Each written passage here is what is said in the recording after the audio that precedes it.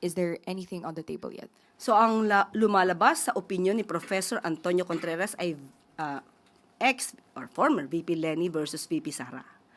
So ang lumalabas ay aksyon versus bakasyon, nagtatrabaho versus hindi nagtatrabaho, pro-Philippines versus not pro-any country, suhestyon na igagalang, patawad, pero hindi napapanahon.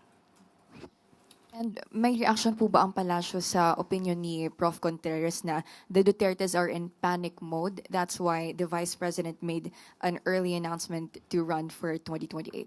Kung ganyan po ang pananaw ng isang political analyst kagaya po ni Professor Antonio Contreras, yan po ay igagalang natin na opinion. Pero sa pananaw po ng Pangulo, katulad ng ating sinabi kanina, kung anuman ang dahilan ng Vice Presidente sa kanyang pag-aanunsyo, it doesn't matter. It doesn't matter at all sa ngayon. Dahil hindi po yan ang focus ng Pangulo. Ang focus ng Pangulo, magtrabaho, hindi para mangampanya at i-promote lamang ang sarili para sa susunod na eleksyon.